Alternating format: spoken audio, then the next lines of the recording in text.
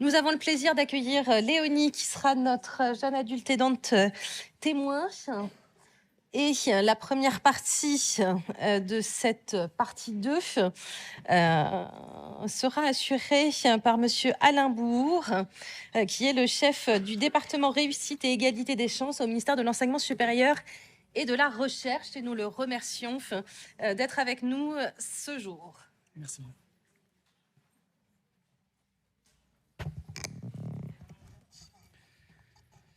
Bien, bonjour à vous. Alors, voilà. J'essaie de régler un peu les choses. Voilà, donc effectivement, je travaille au ministère de l'Enseignement supérieur et j'ai en charge un département qui s'appelle Réussite et égalité des chances. Ce département a en charge, je dirais, 3 sujets. Premier sujet, c'est d'abord les étudiants à besoins particuliers, dans une acception très large. Donc, notamment les étudiants aidants, dont nous allons parler aujourd'hui. Et puis, nous avons en charge aussi d'autres dispositifs qui sont des dispositifs plus transversaux, qui vont pouvoir être au bénéfice de différents types d'étudiants. Par exemple, les étudiants en situation de handicap, les étudiants sportifs de haut niveau, tous les étudiants à besoins particuliers. Et je pense à un dispositif particulier qui est dans la ruralité, qui fait un peu écho à l'Ariège qui vient de parler juste avant moi. Et donc, ce sont des campus connectés, qui sont un type de dispositif qui peut répondre justement à certains profils d'étudiants. Et le troisième volet, je dirais, de mon travail, enfin du travail du département, c'est la réussite des étudiants dans leur globalité. Donc, pour venir tout de suite sur le sujet qui nous occupe aujourd'hui, je vais articuler mon propos en 2 temps. Dans un premier temps, déjà revenir sur les étudiants aidants. Alors, vous avez parlé beaucoup d'aidants. Nous, on va rajouter le mot étudiant devant, forcément. Donc, je vais parler rapidement de cette définition. Comment nous soutenons les étudiants aidants, notamment un dispositif spécifique. Nous avons mis en place les points de charge, des bourses sur critères sociaux. Et le troisième temps, ce sera sur la sensibilisation. Et avec 2 axes. Sensibilisation des étudiants eux-mêmes, puisque vous le savez aussi bien que moi, il y a une question de cet ordre-là. Et puis sensibilisation des professionnels aussi. Et dans un deuxième temps, je vous parlerai rapidement des perspectives que nous avons. Alors, en ce qui concerne les étudiants aidants, qui sont-ils? D'abord, pour l'enseignement supérieur, un étudiant... Alors d'abord, il n'existe pas de définition dans le code de l'éducation d'un étudiant. Il y a une définition d'un usager, mais pas d'un étudiant. Mais en creux, on peut trouver la définition de l'étudiant, puisque les usagers, il y en a 3 types. Et donc, nous, on va axer sur un profil particulier. C'est l'étudiant. C'est quelqu'un qui est inscrit en vue de la préparation d'un diplôme ou d'un concours. Donc, on va considérer qu'un étudiant l'est à partir du moment où il est inscrit dans un établissement d'enseignement supérieur. Alors, on pense évidemment aux universités, aux établissements publics, mais pas que. Il y a également des étudiants dans les établissements privés. Soit ce sont des établissements privés sous contrat avec nous, soit même des étudiants qui sont dans des établissements privés hors contrat. Alors, les définitions d'aidants, je ne vais pas vous les développer parce que vous les connaissez, vous êtes tous des experts du sujet, mais je les redonne parce qu'en fait, on a eu la problématique quand on s'est penché sur cette question, c'est que nous n'avons pas trouvé... il y a une définition, comme vous le voyez, c'est la définition du proche aidant, qui elle était au niveau législatif, donc à un niveau quand même assez élevé, mais vous voyez, c'est proche aidant d'une personne âgée, ce qui pour nous est un peu restrictif. Donc, du coup, voilà. Enfin, bon, par contre, il y a des éléments qui nous semblaient tout à fait convenir, qui vient en aide à cette personne de manière régulière et fréquente, à titre non professionnel. Donc ça, c'est un élément dont on avait besoin, nous, absolument. Et pour accomplir tout ou partie des actes ou activités de la vie quotidienne. On en a eu plein d'exemples. Mais voilà, du coup, on s'est appuyé sur cette définition-là, la définition de la loi. Et puis, on s'est appuyé sur une deuxième définition, qui est une définition réglementaire, donc à un niveau infra. Et là, c'est la définition de l'aidant familial. Vous voyez, on est au niveau réglementaire du code, mais on trouve cette fois-ci la personne handicapée, ce qui là aussi est encore restrictif d'une certaine manière. Ce n'est pas tout à fait ce que nous souhaitions. Alors, il y a toujours la dimension qui n'est pas salarié pour cette aide. OK. Alors, du coup, qu'est-ce qu'on a fait? En fait, on a un peu créé une définition dans l'enseignement supérieur. Donc, si vous allez sur l'un de nos sites, et notamment, il y a une page spécifique aux étudiants aidants, eh bien, vous verrez que notre définition, c'est un mixte. Alors, on a repris notre définition de l'étudiant, c'est inscrit dans un établissement d'enseignement supérieur, qui vient en aide. Alors, du coup, on a élargi, vous voyez. On est sur un membre de son entourage proche, en perte d'autonomie, pour des raisons liées à l'âge, à une situation de handicap, à une maladie chronique ou invalidante. Voilà, ça n'est pas écrit dans un code. C'est nous qui l'avons rédigé ensemble. Je regarde ma voisine parce que nous l'avons rédigé vraiment ensemble lors d'un groupe de travail. Voilà. Et par contre, les guillemets qui suivent, eux, c'est un extrait du code. Voilà, de manière régulière et fréquente, vous retrouvez l'extrait du code de la loi. Donc ça semble peut-être anecdotique de parler de ce genre de choses, mais les mots ont beaucoup d'importance toujours, et notamment sur ce que je vais vous dire juste après. Donc du coup, on a une définition que nous avons posée, mais comme vous le voyez, cette définition, elle n'est pas légale. En tout cas, elle n'est pas sur le plan législatif. Elle n'est pas arrivée à un niveau législatif, elle n'est même pas à un niveau réglementaire, c'est-à-dire d'un décret. C'est aujourd'hui une définition sur laquelle nous sommes mis d'accord entre acteurs de l'aidance. Alors, qu'est-ce que nous avons fait ? D'abord, on a effectivement le ministère de l'Enseignement supérieur s'est saisi de cette question, je vous l'avoue, depuis très peu de temps. D'abord, le département que je vous ai rapidement présenté tout à l'heure, il existe depuis 2 ans. Donc, on est tout jeune, on est encore petit. Mais voilà, en 2023, effectivement, il y a eu la Conférence nationale du handicap, dont vous avez peut-être entendu parler. Et dans ce cadre-là, le 26 avril, a été annoncé pour la première fois une mesure nationale concernant les aidants, les étudiants aidants. Je vais y revenir, donc je vais le développer après. Du coup, nous avons fait tout de suite des outils de communication aussi pour informer, parce que la problématique de l'information des jeunes a déjà été évoquée ici. Donc, dans la salle, vous avez quelque part, je n'ai pas vu où elle était, Anaïs, mais elle est quelque part dans la salle, qui travaille avec moi. Elle m'avait dit devant, elle est juste derrière, mais tout va bien. Donc, Anaïs travaille dans mon département et c'est elle qui porte tout ce sujet-là. Donc, elle a rédigé ce flyer qui est sous format papier, mais surtout sous format numérique, que vous pouvez télécharger, bien évidemment. Et puis, nous avons élaboré, je l'évoquais déjà tout à l'heure, une page dédiée aux étudiants aidants. C'est-à-dire, je suis étudiant et j'aide quelqu'un, comme on vient de le dire. Eh bien, il y a des informations un peu plus précises sur cette page qui sont données. Voilà, donc comment nous soutenons ? Nous soutenons de cette manière-là, tout d'abord. Ensuite, nous soutenons aussi alors avec cette question des bourses sur critères sociaux. Je ne vais pas rentrer dans la technique budgétaire, c'est compliqué, mais un étudiant qui souhaite bénéficier d'une bourse sur critères sociaux doit répondre à certains critères, d'abord sociaux, et il y a toute des échelons avec des points de charge, qu'on appelle des points de charge, qui lui permettent d'accéder à un échelon ou à un autre échelon. Et à partir du moment où l'étudiant a pu prouver, je dirais plutôt, qu'il est aidant, eh bien, il va pouvoir bénéficier de points de charge supplémentaires. C'est 4 points de charge supplémentaires qui vont lui apporter une somme supplémentaire qui va être entre 100 et 300 euros, voilà, qu'il va pouvoir toucher en plus. Alors, il a 2 justificatifs à montrer. D'abord, la question du lien familial, puisque dans notre définition, on a mis ce lien familial obligatoire. Et le deuxième critère, c'est un critère qui passe par la CDAPH, c'est-à-dire par la Maison départementale des personnes handicapées. Donc ça veut dire que pour toucher ces 4 points de charge supplémentaires, il faut que cet étudiant aidant accompagne une personne en situation de handicap. Et là, je pèse mes mots, parce que pour l'instant, on est dans cette acception restrictive.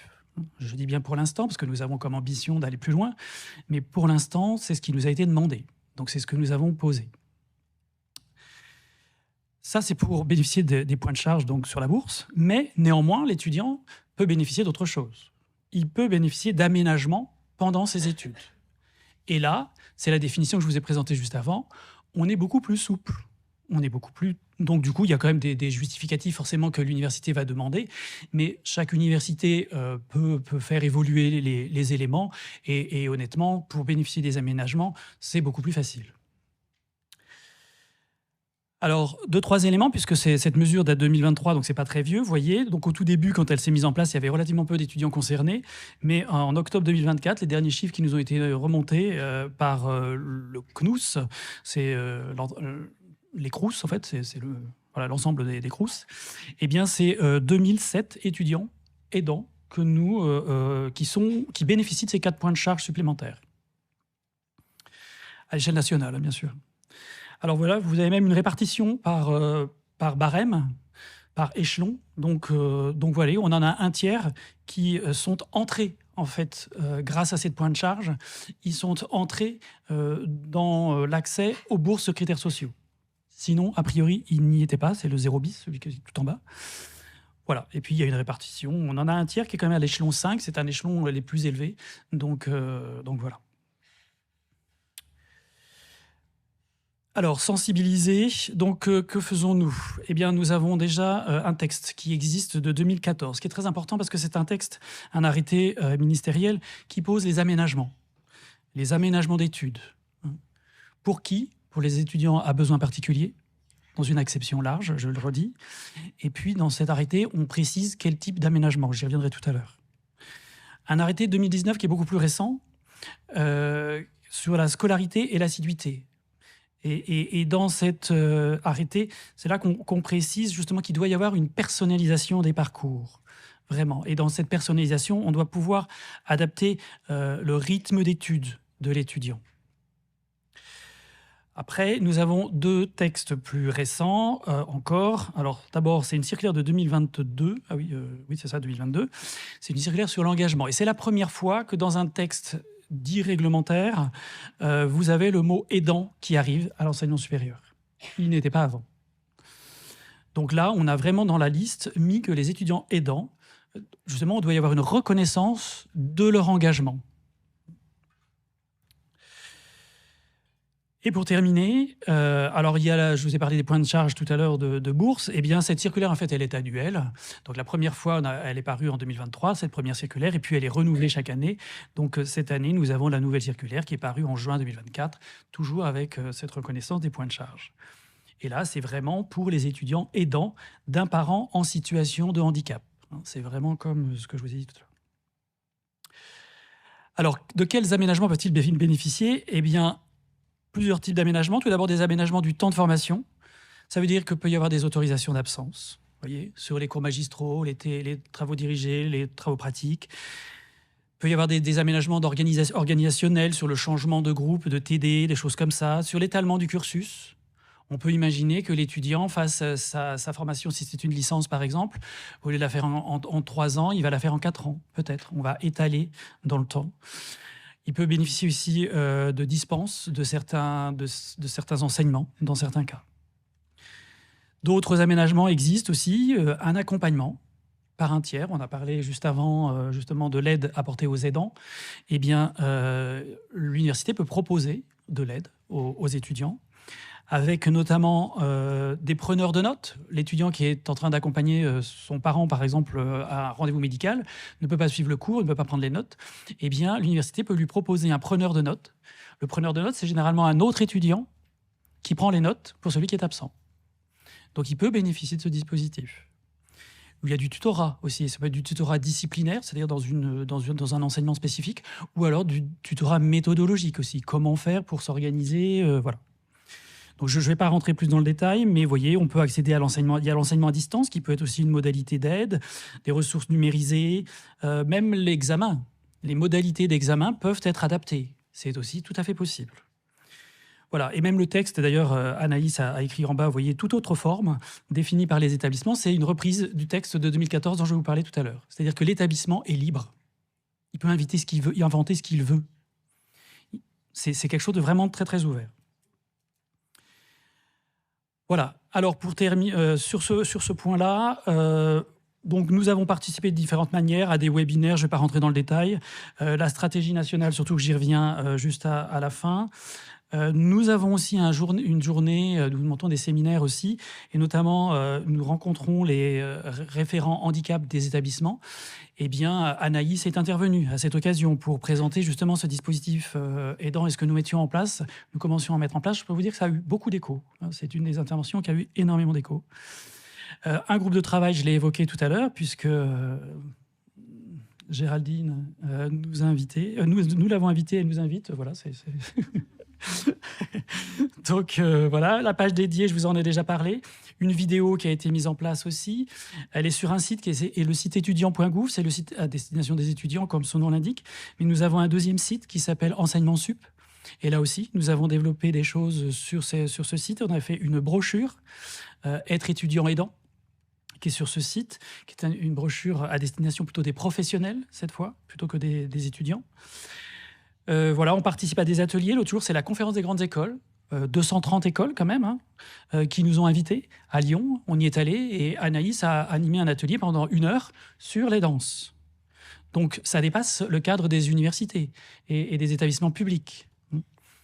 On est encore intervenu d'ailleurs la semaine dernière, je ne sais même plus, ou c'est au début de semaine, toujours la CGE, la Conférence des grandes écoles, qui nous avait à nouveau invités, toujours sur les danses. Vraiment, ce sujet-là, si vous voulez, est vraiment en train d'avancer, en tout cas de notre côté aussi.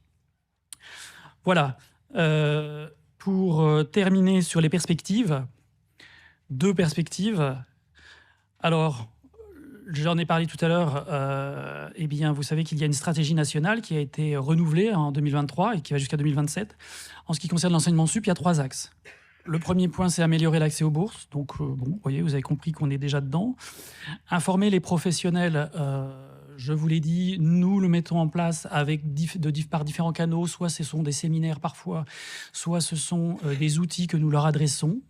Et nous avons maintenant créé un réseau et nous pouvons communiquer avec ce réseau. Et puis, renforcer également la communication. Et cette fois-ci, c'est plus à destination des étudiants eux-mêmes, directement. Et là aussi, nous développons différents outils. Certains outils que je vous ai présentés tout à l'heure, d'ailleurs, ont été renouvelés, puisque nous sortons du 6 octobre, qui est à 2 jours de nous.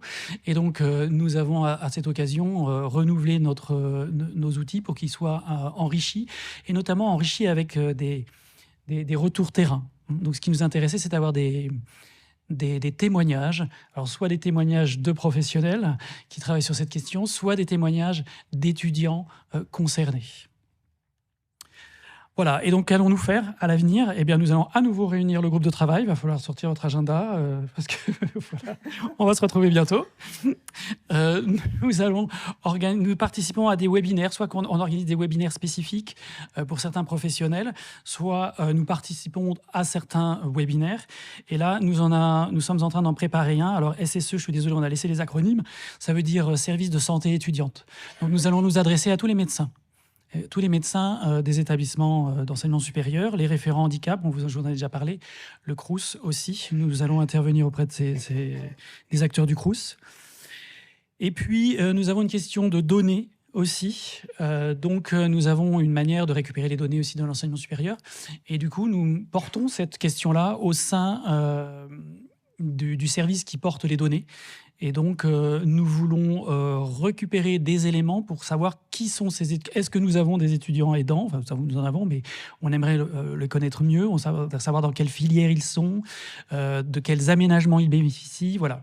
Donc, on essaie aussi de travailler sur ce volet-là. Et je termine avec la CNAM, la Caisse nationale d'assurance maladie, qui veut élaborer un parcours de soins spécifique pour les aidants, les jeunes aidants, et donc accès aux droits. Et c'est quelque chose qui commence tout juste. Anaïs y travaille donc avec la CNAM pour pouvoir justement faciliter l'accès aux soins des jeunes aidants. Voilà, je suis à votre disposition. Merci beaucoup.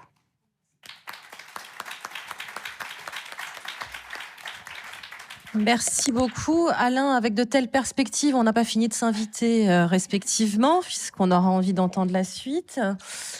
Nous allons tout de suite enchaîner avec les illustrations d'actions de terrain destinées aux étudiants aidants et voyager un peu vers le sud et le soleil, au moins en représentation. Oui, je ne l'ai pas ramené dans mes bagages et je m'en excuse. Donc, je me présente, je suis Basilie Chevrier, je suis maîtresse de conférences en psychologie différentielle à Aix-Marseille Université. Et aujourd'hui, je vais vous présenter les actions de sensibilisation centrées autour de la culture que nous avons menées avec mes collègues Hélène Vilquin, qui est également maîtresse de conférences en psychologie, et Anaëlle Capellari, qui est maîtresse de conférences en droit public et experte de la question des aidants et des jeunes aidants en droit. Alors, juste pour rebondir de suite, avant de parler de ces actions-là, qui étaient qui ont été construites, je vais vous le dire, avec les étudiants et pour les étudiants, je tiens juste à préciser qu'au sein d'Aix-Marseille Université, on a déjà fait des actions de formation auprès des professionnels des services de santé étudiants, mais également des professionnels des services d'orientation. Donc ça, c'est des actions qu'on a menées en juin 2023 et qu'on espère pouvoir renouveler. Donc, en fait, on est parti d'un constat qui est qu'on a bien sûr, et vous le savez tous, besoin d'actions de sensibilisation. On a besoin d'actions qui puissent toucher toute la communauté universitaire. Et notre idée, c'était de nous appuyer sur les étudiants relais santé et les étudiants relais handicap, qui sont en fait des étudiants ressources pour tous les étudiants de l'université. Notre deuxième constat, c'est que la culture est un puissant levier d'accompagnement au changement. En fait, les actions culturelles favorisent l'insertion des publics et l'amélioration de l'estime de soi et contribuent également à la santé et au bien-être des individus. En octobre 2023, nous avons eu 2 jours dédiés à la question de la sensibilisation, avec des actions pensées pour et avec les étudiants. Notre objectif, c'était vraiment de faire quelque chose qui n'était pas hors sol, mais dont les étudiants pouvaient réellement se saisir. Nous avons eu sur une première journée un stand intitulé « Tous aidants » lors du village des associations, et nous avons réalisé une exposition de photographie regard sur l'étudiant aidant le lendemain lors de la journée nationale des aidants. Cette exposition de photographie, elle n'était pas là toute seule, elle était accompagnée par des étudiants qui avaient des magnifiques t-shirts et des quiz à faire passer pour sensibiliser un maximum tous les étudiants qui étaient sur le parvis ou qui faisaient la queue pour le Crous. Je vous ai mis quelques extraits de cette exposition photo. Donc on a une première photo d'Amélia, qui nous dit « C'est pas parce qu'on vit dans la maladie ou le handicap qu'on est constamment déprimé. On peut sourire et rigoler un petit peu. » Deuxième photo. « Accepter d'être aidant, c'est aussi accepter le fait de manquer certaines choses et de ne pas toujours pouvoir être présent. » Cette expo photo, elle a été réalisée donc par Listo, notre photographe, en collaboration avec Arthur Lorenzi. Tous deux sont étudiants d'Aix-Marseille Université. Et c'est une exposition qui est nomade sur les différentes bibliothèques universitaires de nos différents sites. Donc là, actuellement, elle est au sein de la bibliothèque de l'INSPE d'Aix-Marseille. Et systématiquement, cette exposition est toujours accompagnée de son petit quiz de sensibilisation. Je vous ai mis d'autres extraits. On a par exemple « L'anonymat, c'est important pour moi car je ne veux pas me mettre en avant, mais mettre mon fils et son handicap en avant. Pour moi, être aidant, c'est envisager sa vie d'une manière différente. Pour être aidant, il faut être présent et prendre possession du fait d'être présent en s'informant sur ce qu'il se passe. » En plus de ces actions, donc de notre stand et de cette exposition photo nomade, nous avons également réalisé, en tout cas obtenu des financements, et nous remercions encore l'Université d'Aix-Marseille pour ça, pour faire intervenir une troupe de théâtre en théâtre forum. Donc ces interventions de théâtre forum, en fait, c'est un dispositif où il va y avoir des petites scénettes qui vont être jouées. Et ensuite, on va interpeller le public pour demander dans le public si quelqu'un pense que cette scène ne pourrait pas se dérouler différemment. Et après, on demande à cette personne de monter sur scène pour jouer la scénette de manière différente. C'est la troupe Synergie Théâtre qui a donc travaillé avec nous pour créer une pièce dédiée à la thématique des étudiants aidants. Et cette pièce s'appelle « Moi ça va » et elle fait maintenant partie de leur catalogue. Donc toutes les universités de France peuvent faire appel à cette troupe de théâtre pour bénéficier de cette pièce. Donc les représentations de Théâtre Forum, en fait, ont place et lieu à la place de cours magistraux. Donc on a eu 3 interventions sur 2 jours en octobre 2023 sur 3 parcours de formation différents, psychologie, droit, neurosciences. On a une dizaine d'étudiants qui sont montés sur scène pour rejouer les scénettes et on a près de 200 étudiants qui ont été du coup sensibilisés à cette question-là. Maintenant, ça c'est ce qu'on a réalisé en octobre 2023 grâce aux différents financements qu'on a pu obtenir. Mais il existe aussi des dispositifs spécifiques à AMU, dont notamment la plateforme pédagogique Mon Horizon Aidant, qui a été développée donc par ma collègue Anaëlle Capellari, qui est une plateforme de formation aux droits des aidants, qui est en libre accès sur Moodle pour tous les étudiants d'Aix-Marseille Université. On a également, dans la lignée de ce qui vous a été présenté par le ministère, un DU engagement qui est monté actuellement, qui vise donc à la valorisation des compétences acquises des étudiants. On est actuellement en version pilote sur un des sites de l'université. Et on a également le DIU, accompagnement et droit des aidants, donc le diplôme interuniversitaire, toujours porté par ma collègue Anaëlle Capellari, donc vous l'aurez compris, elle est très active, qui vise donc à former toute personne sur le droit des aidants. Et je vous remercie pour votre attention.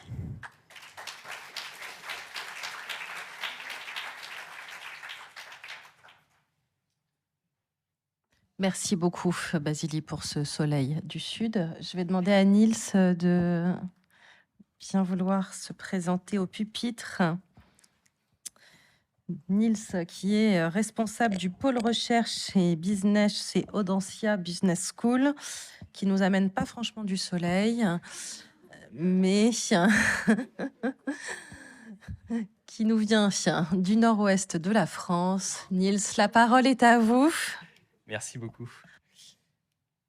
Alors, bonjour à toutes et à tous. Merci pour cette invitation. Moi, je suis Nils Poussiel, donc je suis responsable d'un pôle sur les vulnérabilités à Audencia. Audencia, qui est une école de management. Et je pilote aussi un programme avec mon partenaire de recherche Malakoff Humanis, avec qui nous allons développer un parcours d'accompagnement des jeunes adultes aidants en 2025. Alors, le point de départ de notre réflexion plus globale, je dirais, chez Audencia, c'est quelque chose que je peux résumer en 2 points. C'est qu'on travaille, nous, sur la thématique des aidants familiaux depuis longtemps. Moi, j'ai commencé des premières recherches en 2014-2015. On est une école et je me suis dit à l'époque, ça serait bien qu'on puisse faire des choses sur les jeunes aidants. Et rappelez-vous, en 2017, quand on était encore au stade de la prise de conscience embryonnaire du sujet, alors depuis, il y a eu un certain nombre d'études de référence qui ont été menées. Les acteurs associatifs mènent un travail remarquable sur le terrain pour détecter et accompagner. Je me suis dit qu'il fallait qu'on puisse peut-être ensemble avancer aussi sur cette thématique. Alors, le premier constat qu'on a fait chez Audencia sur cette tranche 2020-2022, on n'était pas assez mature avant. J'avais bien identifié le sujet à partir de 2017-2018, mais c'était trop tôt. 2020-2022, l'approche aidance dans les écoles type Audencia est un phénomène encore mal connu. Les différents acteurs, même associatifs, connaissent pas vraiment le sujet. Les professeurs sont un petit peu perdus aussi pour détecter et accompagner. Et les équipes chez nous, diversité et inclusion, ont un objectif plutôt sur la thématique du handicap. Donc, ils concentrent leur énergie avec un objectif ambitieux qui était de développer notre nombre d'étudiants en situation de handicap d'ici 2025. Donc, je sentais qu'il était encore un petit peu tôt pour aborder le sujet de la thématique des aidants. Alors, une thématique sociétale très importante aussi pour le handicap, mais à l'époque, j'évoquais l'idée aussi de construire avec la conférence des grandes écoles, ce qui a été évoqué, comme on le fait sur d'autres thématiques. Il y a des groupes de réflexion notamment sur le handicap, mais pourquoi pas travailler ensemble aussi sur le développement d'un groupe de réflexion sur les jeunes aidants. On a eu après une évolution assez significative du sujet chez Audencia, je dirais entre 2022 et 2023.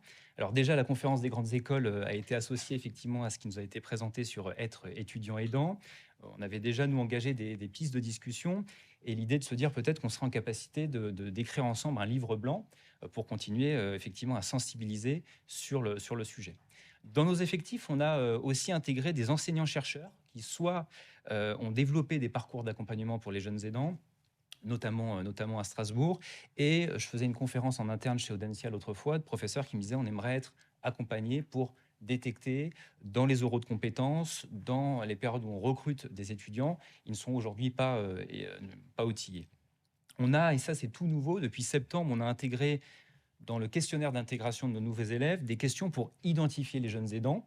Donc c'est une réussite parce que ce n'était pas le cas avant. Et on a lancé aussi des vagues d'entretiens et d'appels à témoignages, ça c'est plutôt en 2022, pour la création de notre podcast Aider, s'entraider, où j'ai voulu qu'on fasse un focus spécifique de 3 épisodes sur les jeunes aidants. Et avec mon partenaire de recherche Malakoff Humanis, de discussions qu'on avait déjà en 2022, en se disant qu'à Objectif 2025, on voulait développer un parcours d'accompagnement des jeunes adultes aidants. Alors la question pourquoi Audencia s'engage sur le sujet, on a évoqué aussi un certain nombre de points sur lesquels je pourrais apporter des réponses sur les territoires. Alors déjà un ancrage territorial assez fort de l'école avec un tissu associatif, public. Je nomme le CHU puisqu'il dispense pas mal de formations dans le domaine de la santé. Et on sait que c'est aussi dans ces filières-là qu'on va pouvoir aller identifier, sonder et peut-être accompagner aussi des jeunes aidants actifs ou adultes. Des alliances stratégiques aussi avec plusieurs écoles, parce qu'on parle beaucoup d'hybridation des compétences de nos étudiants. On a à peu près 6000 étudiants chez Audencia. Donc, effectivement, on est en contact avec l'école centrale Nantes, l'école d'ingénieurs, une école d'architecture et autres. Surtout quand on est face à Audencia, on traverse la rue et on est devant l'université de Nantes où il y a à peu près 40 000 étudiants sur ce campus. Donc, je me dis qu'on a quand même un vivier pour aller porter nos sujets communs. On a développé une expertise sur la thématique des aidants depuis plusieurs années. On est reconnu sur cette thématique, donc on a envie aussi de travailler sur le sujet. Et on travaille aussi sur le développement des formations des futurs managers, parce qu'Audencia forme une partie des futurs managers ou des futurs directeurs. Et on sait qu'il y a beaucoup d'informations pour les aidants qui passent par les managers intermédiaires dans les entreprises. Et on se doit aussi de sensibiliser effectivement les futurs managers. Enfin, l'estimation actualisée, alors souvent nous on citait les plus de 500 000 aidants en France en reprenant une statistique de Jade. Effectivement, dans les estimations actualisées, c'est pas loin d'1 million de personnes, donc on peut plus faire l'économie d'une réflexion en la matière, effectivement, dans les écoles. Alors, on avait lancé un appel à témoignages, effectivement, en 2023. On avait reçu une quinzaine de candidatures. Alors, à la fois, c'était un appel à témoignages interne, une quinzaine de candidatures, ce qui était à la fois encourageant et pas assez par rapport aux chiffres que l'on connaît. Alors, ça posait pas mal de questions sur la reconnaissance des personnes, effectivement, quand on lançait notre appel à témoignages en interne, un sujet qu'on connaît bien, des personnes qui voulaient peut-être pas témoigner pour pas être stigmatisées dans ce podcast. Et peut-être aussi, on le sait, dans l'enseignement supérieur, ce n'est pas l'endroit peut-être où on va retrouver le plus de jeunes aidants. J'y reviendrai peut-être. On a fait ces 3 épisodes, effectivement, qui ont plutôt bien fonctionné sur les jeunes aidants, avec toujours un témoignage et un regard d'expert, avec un témoignage d'être jeune et aidante depuis 22 ans, qui posait pas mal de questions sur les orientations professionnelles, des incitations personnelles aussi à aller dans les métiers de la santé. Un deuxième épisode sur l'impact, les besoins et les ressources d'une jeune aidante, avec un certain nombre de dispositifs qu'on a pu présenter dans le regard d'expert. Et enfin, un épisode sur la diversité de l'aidance chez les jeunes. Souvent, on cite effectivement les parents ou les grands-parents. Et là, c'était une jeune femme qui accompagnait son compagnon diagnostiqué autiste. Alors, on a réalisé aussi, quand on a fait cet appel à témoignages, on a sélectionné 3 profils pour les épisodes de podcast. On a fait pas mal d'interviews aussi qualitatives et on a réalisé une vidéo avec Julie, qui est une jeune aidante active, et donc aussi l'idée de faire passer un certain nombre de témoignages par la vidéo pour continuer à sensibiliser et à communiquer sur le sujet. Les constats et les conséquences qu'on fait tous et toutes dans cette salle, on fait à peu près les mêmes. Sur les constats que je mettrai entre guillemets négatifs, c'est sur la santé évidemment, l'implication scolaire et sociale, l'intégration professionnelle ou évidemment le développement identitaire. Il y a une étude que j'ai trouvée assez intéressante et qui nous a permis de réorienter peut-être notre parcours qu'on veut développer chez Audencia, de cette étude de 2023 du CREDOC, qui nous dit que les jeunes aidants, ce sont à la fois des étudiants qu'on va retrouver dans nos écoles, mais c'est aussi des jeunes actifs. Donc il y a une surreprésentation des jeunes aidants aussi, soit en entreprise, soit en contrat de professionnalisation ou en contrat d'apprentissage. Donc nous, quand on veut créer ce parcours, on aimerait, dans l'idée, avoir 2 cibles de jeunes aidants, à la fois des étudiants, puisqu'on est dans cette capacité-là, et aussi des actifs, parce qu'on sait qu'autour de 20 ans, il se passe quelque chose dans les choix d'orientation professionnelle, soit de poursuivre les études, ou soit d'arrêter, soit par obligation, soit par choix. Et on aimerait comprendre, effectivement, nous aussi, ce qui se passe à ce moment-là. Peut-être aussi essayer de faire en sorte que les jeunes aidants qui souhaitent développer leur plein potentiel puissent continuer aussi dans l'enseignement supérieur, parce qu'on sait qu'il y a peut-être certainement un frein aussi à continuer dans l'enseignement supérieur. Donc on aimerait avoir ce lien à la fois avec les étudiants et à la fois avec le monde professionnel et le monde de l'entreprise. Ce parcours, on a donc 2 cibles. effectivement les étudiants et ce qu'on va appeler donc les jeunes actifs. On identifie un certain nombre de partenaires, effectivement, avec qui travailler pour continuer à détecter, accompagner et sensibiliser. On aimerait aussi se reposer sur un dispositif qui marche plutôt pas mal, qui a fait ses preuves chez nous, qui est le dispositif Brio, qui accompagne des jeunes après le bac, plutôt après 18 ans, qui, pour des raisons personnelles, un contexte familial difficile, souhaitent arrêter les études. Et on leur propose, nous, un parcours d'intégration avec des sensibilisations dans les entreprises, de l'intégration dans les entreprises. Et on aimerait voir si on peut faire des synergies avec ce parcours Brio qui existe depuis 2006 et le profil aussi des jeunes aidants. Le parcours qu'on veut développer, en fait, moi, je mets souvent 4 grandes étapes, de connaître jusqu'à mesurer. Connaître, c'est bien identifier nos jeunes aidants, qu'ils soient étudiants ou jeunes actifs. Je parle d'une expérience MAP, c'est-à-dire quels sont les points de contact des jeunes aidants dans nos écoles ou dans les entreprises. Parfois, on retrouve un peu les mêmes contacts, un référent handicap dans les écoles, référent peut-être handicap dans les entreprises, d'essayer de voir quels sont les différents points de contact, de cartographier bien les besoins prioritaires, de continuer à détecter et accompagner. Il existe beaucoup de solutions qui ont été présentées aujourd'hui. De continuer à faire connaître, puisque les actions passent aussi par de la communication, action de sensibilisation. Donc, je parlais de la rédaction d'un livre blanc avec la conférence des grandes écoles, mais on avait parlé aussi de guides, de continuer par le format vidéo. Dans l'idée de co-construire, c'est peut-être imaginer une solution peut-être digitale avec des partenaires pour que les étudiants puissent aussi s'identifier dans ce schéma-là. Et enfin, mesurer, puisque nous, on est évalué effectivement sur pas mal de choses, de mettre en place des indicateurs d'impact pour mesurer notre impact sur le sujet. Merci pour votre attention. Merci Nils, c'est tout à fait passionnant. Enfin, on va écouter Aurélie pour la dernière intervention avant de pouvoir ouvrir la discussion. Donc moi, je vais vous présenter ce qu'on fait donc, dans notre université et je vais commencer par excuser Aurore Tixier qui devait faire cette présentation avec moi, qui est la directrice de la vie de campus, avec qui voilà, on a pu travailler pour faire avancer cette question. En termes de chronologie, d'abord, vous avez compris, tout a commencé avec les travaux qu'on mène avec Géraldine sur les jeunes aidants et plus particulièrement sur les étudiants. Il y a eu l'étude Campus Care sur laquelle on a travaillé aussi avec Basili, qui montrait entre autres qu'un étudiant sur 6 pouvait être considéré comme étant en situation d'aidance. Et donc, on s'est dit avec Géraldine, il faut qu'on intervienne auprès des étudiants et au moins à notre échelle au sein de notre université. Et donc, ce qui a donné lieu à une première action de sensibilisation en 2022. Alors nous, on est enseignante en psychologie, on a 10 sites dans notre université et il y a le site de la psychologie qui est à Boulogne. Donc on s'est dit, on va commencer par nos étudiants en psychologie. Et donc il y a quelques étudiants de master à l'époque qui ont animé un stand le 6 octobre, donc le jour de la journée nationale des aidants. Ensuite, quelques mois plus tard, donc, du point de vue de la vie de campus et avec la vice-présidente de l'époque, il y a eu un vote au Sénat académique sur les régimes spéciaux d'études et qui permettait vraiment de prendre en compte les étudiants aidants comme des étudiants qui pouvaient demander donc un régime spécial d'études, ce qui n'existait pas avant puisqu'on est une université qui a fusionné, donc il y a eu beaucoup d'évolutions. Et en fait, dans la suite de ce vote dont on a eu connaissance après, on a pu rencontrer les personnes qui étaient en charge de ça pour discuter ensemble de ce qu'on pourrait mettre en place pour les étudiants aidants. Et donc, c'est suite à ces échanges qu'on a mis en œuvre l'année dernière une journée à l'échelle de l'université, le 6 octobre dernier.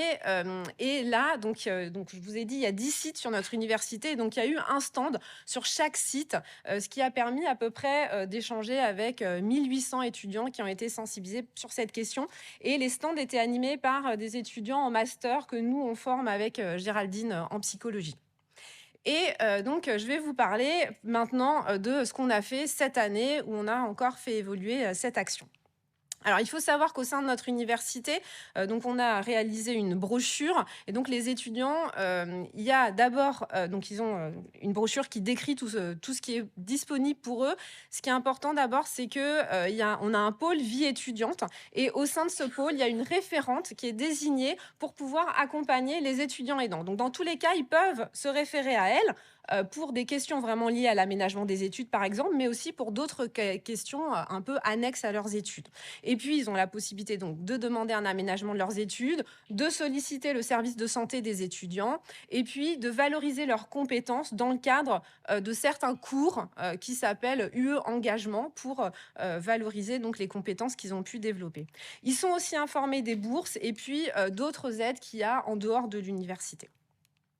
Alors, suite à l'action 2023, on a eu beaucoup de retours très positifs. Voilà, les étudiants, les personnels qui sont venus étaient vraiment contents de découvrir la question des étudiants aidants, ce qui était fait pour eux. Mais c'est vrai que 1800 personnes sur un stand dans une université où il y a 63 000 étudiants et beaucoup de personnel, ça reste quand même limité.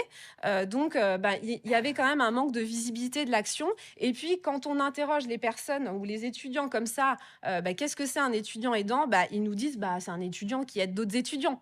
Non, c'est pas ça en fait. Donc, il faut pouvoir faire plus.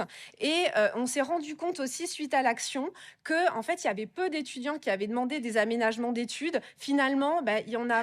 C'est difficile de se reconnaître comme étudiant aidant, même quand on l'est. Ça prend du temps. Et en plus, quand on s'en rend compte, c'est difficile de demander des aménagements. Donc, on s'est dit, il faut qu'on puisse mieux agir sur ces aspects-là. Donc, on a développé l'action 2024 en échangeant donc avec la direction de la vie de campus, notre vice-président étudiant aussi, qui nous a suggéré de passer d'une journée de sensibilisation à une semaine de sensibilisation. Donc, dans ce cadre-là, on a renouvelé les stands, mais on a aussi développé d'autres actions. Donc, comme je vous disais, pour mieux faire connaître le terme étudiant aidant, mais aussi parler des dispositifs et permettre aux étudiants de s'autoriser à demander de l'aide. Donc, c'est pour ça qu'on a changé de slogan. C'est vous aider un proche, nous vous aidons. Et en petit dessous, il y a marqué étudiantes et étudiants aidants, faites-vous reconnaître. Donc vraiment pour souligner le fait que on est là pour eux. Et pour mener cette action, on a à nouveau mobilisé des étudiants en master de psychologie qui ont été très actifs jusqu'à un certain nombre aujourd'hui et sur différents niveaux, vous allez voir. Donc sur les détails de l'action 2024, comment ça s'est passé? Eh bien, sur mi-septembre, il y a eu un quiz qui a été adressé aux étudiants. Alors, pour qu'ils puissent découvrir s'ils sont étudiants aidants ou pas. Ce quiz a notamment été diffusé par la newsletter étudiante, d'accord, qui n'est pas lue par les étudiants. Donc, forcément, il n'y a pas beaucoup d'impact. Donc, on est passé par d'autres biais, notamment les scolarités. Mais c'était pour annoncer la journée et puis voilà, un peu s'auto-tester. Ensuite, sur la semaine du 23 au 27, donc il y a eu des stands sur les 10 sites de l'université. Et puis, il y a eu ce qu'on a appelé des présentations flash. Donc, en fait, les étudiants allaient dans les salles de cours ou dans les amphis pour présenter vraiment en 3 minutes, très rapidement, faire une information pour dire ce qu'était un étudiant aidant et puis informer sur la tenue du stand avec un format un peu interactif. Et j'ai oublié de préciser quelque chose de très important, c'est qu'il y a des étudiants qui ont fait cette action, mais il y a aussi nos jeunes chercheurs de notre équipe de recherche qui sont très précieuses aussi. Et puis, il y a eu des vidéos sur les réseaux sociaux, je vais revenir. Et donc, cette action, elle s'est terminée lundi par un ciné-débat qui a eu lieu pour clôturer l'action qui était ouvert à tout le monde. Alors, tout ça, ça a pu se faire grâce à un financement de la CEVEC, parce que c'est important d'avoir des financements pour faire des actions. Et puis, comme on aime aussi, on aime ce qu'on fait, et puis qu'on s'emballe vite sur des choses, parce qu'on a toujours envie d'aller plus loin, eh bien, on a décidé de mettre en œuvre des groupes de soutien pour les étudiants aidants qui seront animés par des étudiants en M2 de psychologie et où ça rentre aussi dans une formation plus avancée qu'ils ont déjà sur l'animation de groupe. Et on a aussi répondu à un autre appel à projet pour évaluer notre action, vraiment voir quel impact elle va avoir sur les mois à venir. Alors ça, c'est des petites photos des stands qui ont été animés. Il y avait aussi des petits cadeaux, des viennoiseries, voilà, pour donner envie aux personnes de venir. Et sur les vidéos, sur les réseaux sociaux, au départ, on voulait faire un témoignage. Et puis en fait, on trouvait finalement, c'est difficile de trouver quelqu'un pour témoigner, de s'exposer comme ça. Et on a choisi un autre format. Finalement, on avait une vidéo par jour, chaque jour de la semaine, avec un message différent. Donc lundi, c'était sur l'aménagement des études, mardi sur les bourses, mercredi sur le fait de préserver sa propre santé, jeudi sur la valorisation de ses compétences et vendredi sur les soutiens en dehors de l'université. Et donc, on a eu des étudiants qui ont joué, été acteurs sur ces petites vidéos. Et donc, je voulais vous en montrer une, mais comme ça n'a pas l'air de marcher, je vous montrerai ça aussi à la pause, ensuite, dès qu'on aura réparé le problème. Alors, quel est le bilan et quelle perspective à cette action pour terminer? Alors, on a encore eu beaucoup de retours très positifs, très encourageants. Enfin, les étudiants qui viennent au stand, qui découvrent que, on s'intéresse à leur situation, c'est très positif pour eux. Parfois, c'est aussi très violent de se rendre compte sur le moment qu'on est dans cette situation. C'est difficile. Voilà, c'est pas toujours simple. Il faut pouvoir accompagner ces temps-là. Et puis après, ce qui est très positif aussi, c'est il y a beaucoup d'étudiants qui sont pas dans cette situation-là, mais du coup qui sont vraiment intéressés. Et puis on se dit, pour eux, c'est important aussi parce que malheureusement, ils vont peut-être devenir étudiants aidants au cours de leur formation. Alors, on va avoir l'évaluation à venir pour mieux comprendre l'impact de cette action et ce qu'il faut améliorer. Et puis après, ce qu'on voulait dire avec Aurore, sur le point de vue de la vie de campus et des responsables de l'action, c'est que ce qui était intéressant chez nous, c'est que finalement, pour la vie de campus, quand eux, ils mettent en place, par exemple, les aménagements d'études, ils n'ont pas de ressources locales pour les sportifs de haut niveau, pour les personnes, différents aménagements, alors que là, en fait, il y avait cette nouveauté et ils pouvaient compter sur nous qui connaissions les étudiants aidants pour travailler ensemble. Et pour nous, c'était vraiment soutenant aussi d'avoir localement un pôle qui s'intéresse à cette question, qui a envie de faire avancer les choses et du coup, qui nous a vraiment soutenus dans l'ensemble des démarches. Mais par contre, comme ça a pu être dit avant par d'autres, c'est très chronophage, ça prend beaucoup de temps et d'énergie. Et avec Géraldine, ce soir, on sera contente de faire une petite pause de toutes ces actions en septembre-octobre. En termes de perspective, on pense qu'il faut vraiment poursuivre le travail de reconnaissance auprès des étudiants et aidants, mais voilà, pas que.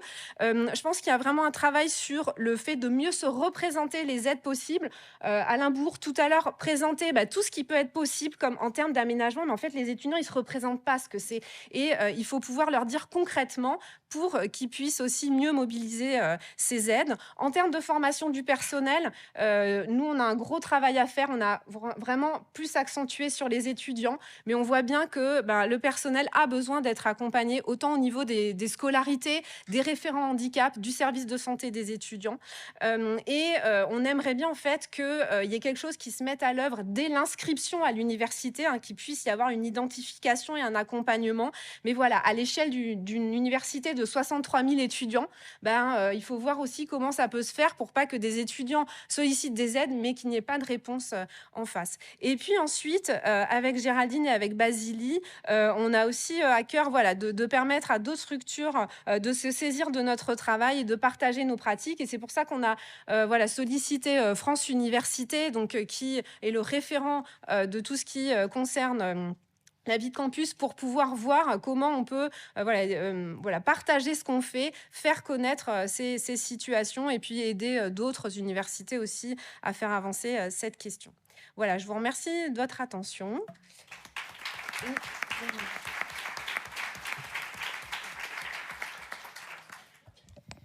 Merci Aurélie. Je suis à nouveau fatiguée, rien qu'à l'idée de revoir tout ce qui a été fait. Bien, alors Léonie, t'as pas pu être là dans les temps ce matin, merci Kirk.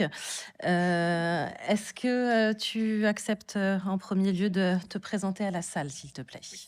Alors moi, c'est Léonie, j'ai 22 ans, je viens de Lille et je suis jeune aidante de mon papa qui a atteint de la maladie de Parkinson aussi. Et je suis étudiante.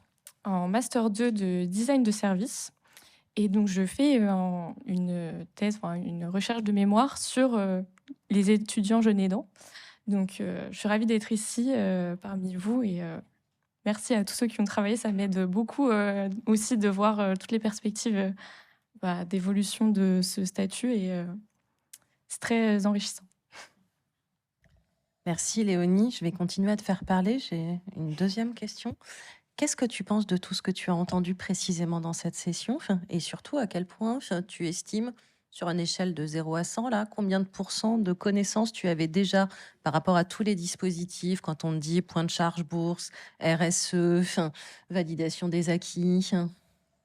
Alors, je trouve ça déjà très, très encourageant. Je trouve qu'il y a une grosse évolution qui a émergé là, ces derniers mois, on peut dire. J'avais une connaissance quand même pas mal. En tout cas, j'avais lu les brochures, connaissance de tous les événements, etc. Donc, j'aurais dit 75%. Bravo. Franchement, ça va. Mais j'ai appris pas mal de choses. Et voilà, je suis d'accord avec beaucoup de points qui ont été évoqués, notamment sur quelque chose qui serait plus protocolaire en fait à l'avenir au niveau des étudiants, c'est-à-dire reconnaître dès l'entrée à l'université, enfin dès l'entrée à l'école et avoir un peu un suivi, pas à chaque fois de rentrer dans un nouvel établissement, devoir refaire les démarches, expliquer à des personnes en fait, on te renvoie vers une autre et puis en fait t'as un petit peu un boulet, on te renvoie la balle. Je trouvais ça intéressant justement les questionnaires d'intégration. Qu'évoquait Niels justement dans les écoles. Et aussi la valorisation des compétences, parce qu'en fait, très très dense, c'est développer des capacités humaines et managériales qui sont hyper intéressantes dans le monde du travail par la suite à valoriser et qu'on ne valorise pas forcément par exemple, quand on participe à un entretien ou une interview pour un stage ou un futur job. Donc, je trouve que c'est des choses qui peuvent être intéressantes à véhiculer aussi en tant qu'aidant. Grâce à ces événements et ces outils, pouvoir participer à ça. Je suis d'accord aussi au niveau des problèmes de communication à l'école. Je suis confrontée à ça aussi dans mon établissement.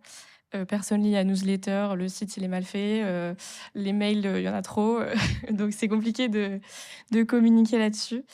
Et aussi sur la formation du travail, du personnel étudiant, où il y a un gros travail à faire dessus et pas beaucoup de personnes qui connaissent le terme jeune aidant, et d'autant plus à l'école. Donc, je pense que ça donne de belles perspectives à l'avenir et que c'est des très beaux projets. Merci, Léonie. Synthèse. Bon, vous me connaissez. Si vous me laissez la place, je vais poser une question. Question dans la salle par rapport à ce qui a pu être dit.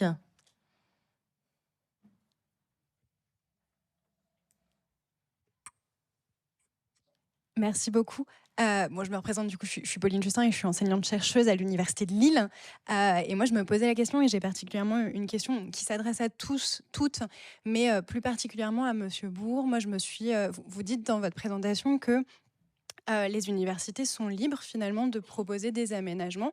Moi, je me suis posé la question s'il y avait eu des recommandations ministérielles justement à destination des universités, parce que moi, ça fait 2 ans et demi que je suis à l'université de Lille, et c'est vrai que moi, j'ai fait mes études à Paris, donc j'ai été portée par des interventions, par de la sensibilisation, et j'ai toujours connu ça dans mon parcours universitaire.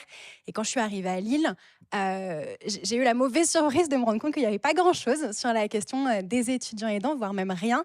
Et c'est là, en septembre 2024, que j'ai eu la joie de voir que dans le guide des études de la psychologie, on parlait enfin des étudiants aidants, et notamment que le service justement de santé des étudiants commençait à parler des aménagements d'études pour non pas les aidants, mais les chargés de famille qui incluaient les aidants.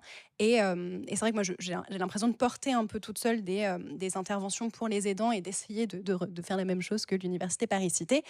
Et quand on contacte les VP, quand on contacte les doyens, il n'y a pas beaucoup de réponses. Et donc, je me posais la question finalement de est-ce que eux, ils avaient été informés par une instance, et comment c'est ce qu'on fait finalement? Est-ce qu'il y a une seule personne qui porte les choses, ou comment on initie finalement des mouvements sans être Ouais. épuisé à la fin de l'année. Comment vous arrivez à contraindre finalement le terrain à l'application des circulaires? Quelle est votre baguette magique, Alain? Il faut que ce soit rouge. Parfait. Vous voulez que je contraigne les universités et les enseignants-chercheurs? Alors, finalement, on n'est pas totalement. Alors, on est en première ligne terrain par rapport aux étudiants. Oui. Mais nous, le problème, c'est que vos circulaires, vous les adressez à qui, en fait? Parce que, oh. Alors, les circulaires, on les adresse à la gouvernance des établissements, donc au président, au directeur des établissements. Alors, effectivement, peut-être qu'ils ne les lisent pas tous, ou pas dans le détail. Les newsletters ne sont pas lus, Alain. Donc, alors, du coup, il y a différents canaux, mais j'entends votre observation. Hein. On connaît l'Université de Lille, j'y étais il n'y a pas longtemps. Hein, donc, voilà. Sur un autre sujet, mais j'y étais aussi. Et donc, j'ai évoqué à un moment donné, par exemple, les Journées nationales du réseau handicap. Donc, on a travaillé déjà avec le réseau handicap. Christelle Zegaï, qui est à l'Université de Lille, par exemple, est référente handicap. Et donc, elle a entendu Anaïs présenter justement ce qui se faisait sur les danses. Voilà. Mais ce que j'entends de votre... Donc, on travaille plutôt avec ces réseaux-là, qui sont les réseaux des acteurs de terrain. Voilà, c'est un canal, mais j'entends qu'effectivement, vous avez raison, il faudrait travailler aussi avec d'autres réseaux. Notamment les réseaux des VPC-VU, par exemple, en charge de la formation.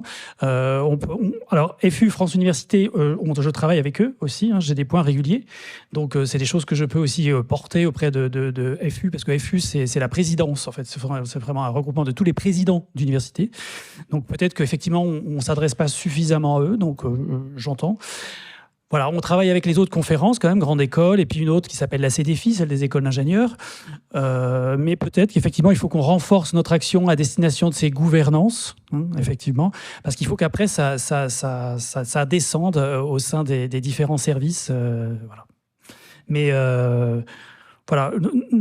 On souhaite le faire, enfin, je veux dire, on le fait. Alors après, Anaïs a un temps aussi qui est limité. Hein. Je n'ai qu'un ETP, enfin qu'une personne. Elle ne travaille pas que sur les danses. Elle travaille aussi sur les ultramarins. Elle travaille sur d'autres sujets.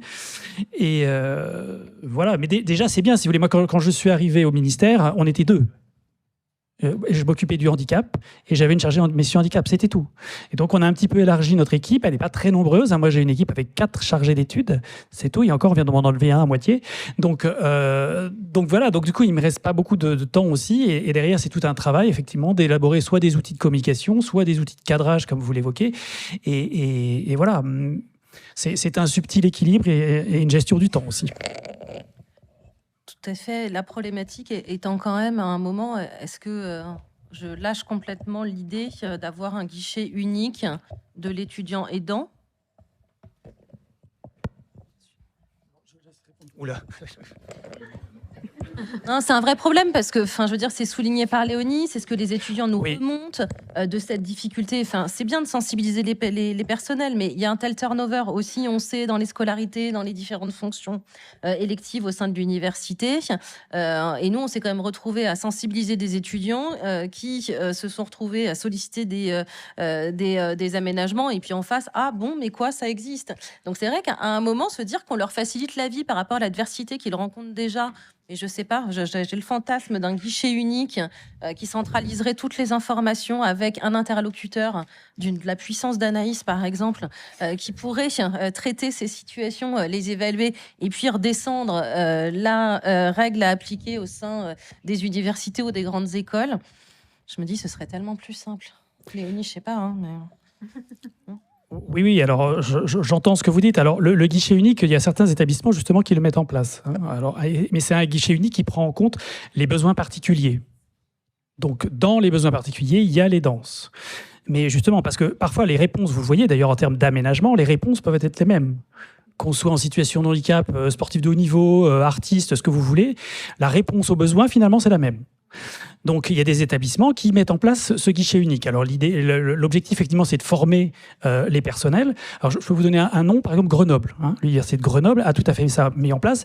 Et par exemple, j'ai organisé toujours ma journée avec les référents handicap à Bordeaux. Pourquoi ? À l'Université de Bordeaux.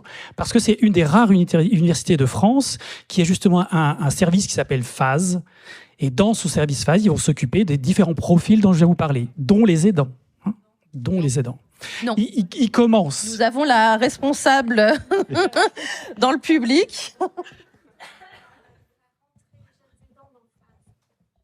D'accord. Alors vous avez, oui, enfin, la question m'a été posée. Donc si la question m'a été posée, c'est qu'il s'interroge. Alors on en est encore à la phase de l'interrogation, si vous voulez. D'accord. Mais en tout cas, voilà l'idée. Merci Alain. Est-ce qu'il marche le micro? Oui, ça marche. Ouais. Nous, par rapport à la circulaire du ministère de l'Enseignement, on en a eu connaissance par la conférence des grandes écoles, qui nous a envoyé juste un mail en nous disant merci de faire circuler ce document. Alors, l'initiative était bonne au préalable pour faire connaître les dispositifs d'accompagnement. Par contre, effectivement, nous, de juste communiquer sur cette circulaire, il n'y a aucun impact. Soit parce que, alors on connaît bien le phénomène de non-recours aux différents types d'aides et autres, mais effectivement, il y a une non-reconnaissance. Enfin, nous, si on communique juste comme ça, finalement, on n'a aucun retour, effectivement, d'identification de jeunes adultes aidants dans les grandes écoles. Donc après, est-ce qu'il faut imaginer un porte-parole, des interventions dans les écoles, effectivement, pour porter effectivement ce message? Je pense que oui. Mais effectivement, nous, ça s'est passé comme ça, un mail de la CGE, et faites ce que vous avez à faire avec. Évidemment que c'est pas assez, mais on est là réunis pour améliorer tout ça. Peut-être, si vous permettez, j'aimerais... Vas-y, essaye. Ça va être difficile. J'aimerais quand même apporter un complément d'information. Donc, je suis la directrice de l'association nationale JAD et j'ai mes 2 collègues ici présentes. Et nous, on reçoit beaucoup d'appels et de demandes d'étudiants qui ont des difficultés d'accès à leurs droits, notamment sur le site du Crous ou sur leur bourse. J'en ai parlé à Anaïs tout à l'heure, ce midi. Mais ça aussi, c'est quelque chose qui me semble intéressant à mettre en considération dans le rôle de quelqu'un qui centralise, ce que tu disais exactement à l'instant, Géraldine, parce qu'il y a des situations dans la façon dont la bourse est envisagée aujourd'hui qui doit encore évoluer, qui doit être amenée à évoluer. C'est exactement comme le congé proche aidant, si on fait le parallèle avec l'allocation de proche aidant. Les critères doivent être assouplis. Nous, on a des exemples qui sont assez frappants. Vous connaissez peut-être pas spécifiquement le monde du handicap avec la MDPH et les délais de traitement des dossiers. Mais on a aujourd'hui des étudiants dont le parent est invalide à plus de 80%, qui sont toujours en attente d'une notification CDCAPH pour pouvoir prétendre à la bourse. Et bien, croyez-moi, il aura fini ses études avant qu'il puisse obtenir ce certificat, fort probablement. Donc, il y a des choses comme ça. Nous, Association nationale, on les recense. On s'est fait un petit fichier. On va le transmettre évidemment à Anaïs, mais ce serait vraiment super s'il y avait quelqu'un partout dans chaque région qui centralisait. Je pense au SSE, par exemple, le service santé des étudiants. Pourquoi pas? Ou que le référent handicap et aussi le rôle de référent jeune aidant, parce que comme vous dites, c'est activer les mêmes dispositifs. Pardon. Oui, pardon. Et associer aussi les directions d'autonomie et par rapport à la MDVH aussi à toutes ces réflexions, parce que c'est vrai qu'on pourrait imaginer des circuits un petit peu plus courts, autant que possible, pour que ces étudiants puissent obtenir leur bourse, comme le disait Amaranta, avant qu'ils aient fini leurs études. Alors, j'entends, il n'y a pas de souci. Hein. Je savais qu'en venant là, j'allais un peu me faire... mais j'ai l'habitude, ne vous inquiétez pas. Je vais répondre comme d'abord à mon voisin de gauche sur la question des grandes écoles. On est intervenu, je l'ai dit, je crois, tout à l'heure, 2 fois à la CGE, hein, donc sur 2 réseaux. Le réseau vie étudiante, donc des référents vie étudiante des grandes écoles, et puis les référents situation de handicap. Donc voilà, donc effectivement, c'est qu'une intervention, mais vous voyez, on apporte quand même, on montre quand même les outils, on montre d'abord que ce droit existe et qu'il faut le porter.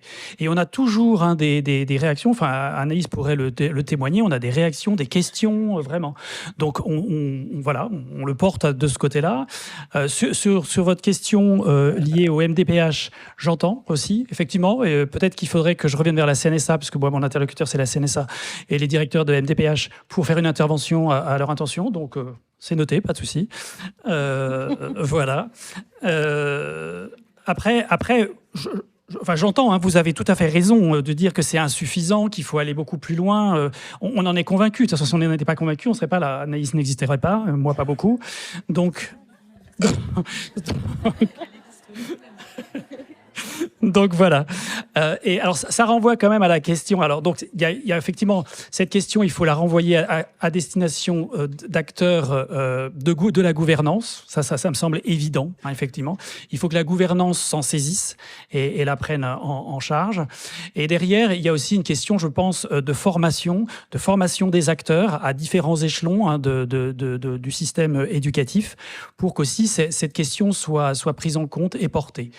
Voilà. Après, sur un plan organisationnel, on l'a évoqué. J'entends votre approche guichet unique, et je pense que justement, mais guichet unique avec justement la possibilité, parce que si vous voulez, il y a la problématique de l'entrée par les droits spécifiques, elle est intéressante.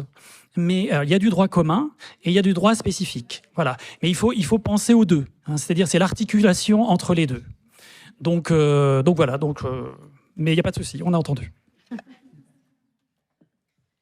Nous avons amplement débordé, mais quand Alain est là, on en profite pour délivrer nos messages, n'est-ce pas? On va mettre fin à cette table ronde.